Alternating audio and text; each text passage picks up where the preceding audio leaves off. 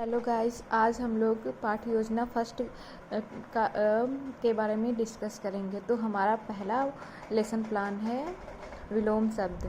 तो हम लोग सबसे पहले लेसन प्लान बनाने से पहले सबसे पहले ऊपर डालते हैं दिनांक, कक्षा, विषय, प्रकरण, चक्र, अवधि। और याद रखिएगा, जब प्रकरण डालते हैं तो प्रकरण के नीचे अंडरलाइन ज़रूर करते हैं। तो अब हम लोग स्टार्ट करते हैं।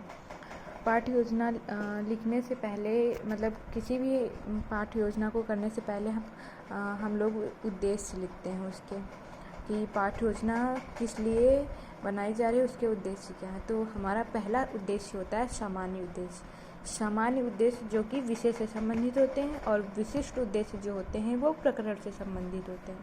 तो हमारा टॉपिक, जो कि हमारा विषय है हिंदी व्याकरण, तो हम लोग सामान्य उद्देश्य हिंदी व्याकरण के अंतर्गत लिखेंगे। मतलब पहला देखते हैं, छात्रों में हिंदी भाषा के प्रति रुचि उत्पन्न करना।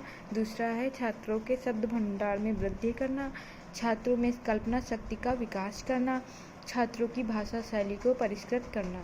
अब दूसरा होता है विशिष्ट उद्देश्य। विशिष्ट उद्देश्य जो होता है कि वो होता है प्रकरण से संबंधित। तो इसमें भी 3 पार्ट होते हैं। विशिष्ट उद्देश्य के 3 पार्ट होते हैं। पहला होता है ज्ञानात्मक उद्देश्य, दूसरा बोधात्मक, तीसरा कौशलात्मक। तो पहला हम ज्ञानात्मक में लिखेंगे विलोम शब्द के बारे में, मतलब पहला ज्ञानात्मक। लेकिन ये जो कि क्लास 1 to 5 के लिए हम लोग ज्ञानात्मक, बोधात्मक, कौशलात्मक हेडिंग डाल के नहीं लिखते हैं, ऐसे ही लिखते हैं।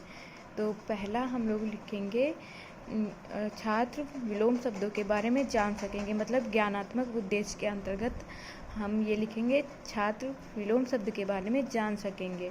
और दूसरा आता है बोधात्मक उद्देश्य, मतलब छात्र जो है बोध कर सकेंगे। तो लिखेंगे छात्र विलोम शब्दों के अर्थ को समझ सकेंगे, मतलब उसका बोध कर सकेंगे।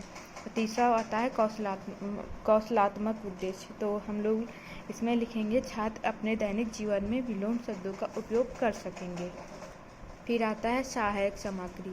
सहायक सामग्री में हम लोग जो चीज़ें यूज़ करते हैं, जैसे श्वेत वर्तिका, जो हमारी चौक हो गई, लपेट श्यामपट्ट, संकेतक तथा अन्य कक्षा उपयोगी सहायक सामग्री। फिर हम लोग लिखते हैं पूर्व ज्ञान। पूर्व ज्ञान में मतलब किसी भी पाठ्य योजना को लिखने से पहले, मतलब क्या हम पढ़ाने जा रहे हैं, प्रकरण क्या है, प्रकरण से मतलब निकलवाने से पहले बच्चों को उसका पूर्व ज्ञान चेक करते हैं बच्चों का, कि बच्चों को पूर्व ज्ञान क्या है। तो हम लोग इसमें देखेंगे छात्रों को कुछ शब्दों के विपरीत अर्थों की सामान्य जानकारी है। अब हम आते हैं प्रस्तावना प्रश्न। पूर्व ज्ञान के बाद हम लोग प्रस्तावना प्रश्न लिखते हैं। तो प्रस्तावना प्रश्न भी छात्रों के पूर्व ज्ञान से संबंधित ही होते हैं, मतलब ताकि बच्चे आसानी से उसका आंसर दे सकें और हम अपना प्रकरण आसानी से उनसे निकलवा सकें।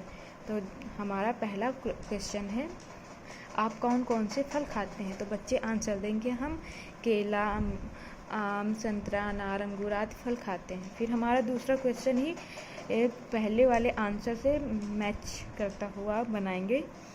आम का स्वाद कैसा होता है? तो बच्चे कहेंगे आम का स्वाद खट्टा और मीठा होता है। अब यहीं से हमारा तीसरा प्रश्न बन जाता है, खट्टा मीठा ये कैसे शब्द हैं? तो जो कि क्लास 3 के बच्चे हैं तो वो बता नहीं पाएंगे, तो ये हो जाएगा समस्यात्मक प्रश्न। तो हम लिखेंगे फिर उद्देश्य कथन। तो उद्देश्य कथन में क्या आता है, आज हम लोग हिंदी व्याकरण के अंतर्गत विलोम शब्द का अध्ययन करेंगे। फिर उद्देश्य कथन के बाद हम लोग आते हैं प्रस्तुतिकरण पे। प्रस्तुतिकरण में पहले क्रम संख्या डालते हैं, फिर शिक्षण बिंदु, कक्षा, अध्यापिका, क्रिया, फिर छात्र अनुक्रिया।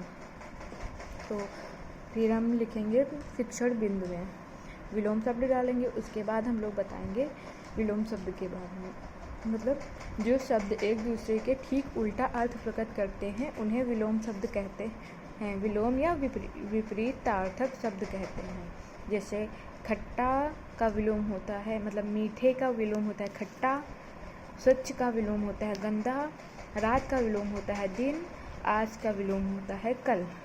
फिर हम इतना बच्चों को पढ़ाने के बाद उनसे बोध प्रश्न करते हैं। बोध प्रश्न में हम लोग क्या करेंगे, विलोम शब्द किसे कहते हैं? तो बच्चे बताएंगे जब किसी शब्द का उल्टा अर्थ या विपरीत अर्थ दिया जाता है उन्हें विलोम शब्द कहते हैं। फिर हम दूसरा क्वेश्चन करेंगे, दूर का विलोम बताइए। दूर का विलोम पास होता है। बच्चे आंसर दे लेंगे, जो कि हम लोग पढ़ा चुके होंगे तो बच्चे आंसर दे ही लेंगे। इतना पढ़ाने के बाद फिर हम लोग आते हैं श्याम पट्टकार पे। तो शिक्षण मतलब अपनी टीचिंग के दौरान हम लोगों को श्याम पट्टकार भी समय समय पर करना पड़ेगा। तो हम इसमें लिखेंगे छात्राध्यापिका द्वारा समय समय पर श्याम पट्ट कार्य किया जाएगा, जो कि बाएं पृष्ठ पे मतलब बाएं पृष्ठ पे श्याम पट्ट भी लगाया जाता है। इस तरह पहले दिनांक डालेंगे, विषय डालेंगे, चक्र डालेंगे, कक्षा डालेंगे, प्रकरण डालेंगे, अवधि डालेंगे। तो प्रकरण लिखने के बाद हम लोग अंडरलाइन करते हैं, उसके बाद ये श्याम पट्ट लगा देंगे फाइल में। फिर आता है निरीक्षण कार्य। निरीक्षण कार्य में लिखेंगे छात्राध्यापिका द्वारा समय समय पर छात्रों के लेखन कार्य का निरीक्षण किया जाएगा एवं त्रुटियों का समाधान किया जाएगा। मतलब छात्राध्यापिका जो है श्याम पट्ट कार्य करवाने के बाद कक्षा में घूम घूम कर निरीक्षण कार्य करेगी और छात्रों की कोई समस्या होगी तो उसका समाधान करेगी। फिर हम लोग बच्चों से पुनरावृत्ति प्रश्न करते हैं। पुनरावृत्ति प्रश्न बच्चों से एक एक करके बुलवा के बोर्ड पे करवाते हैं या उनसे पूछते हैं। फिर बाद में आता है गृह कार्य। उसके बाद हम लोग लास्ट में गृह कार्य देते हैं। फिर हमारी शिक्षण यहीं से समाप्त हो जाती है। Thank you.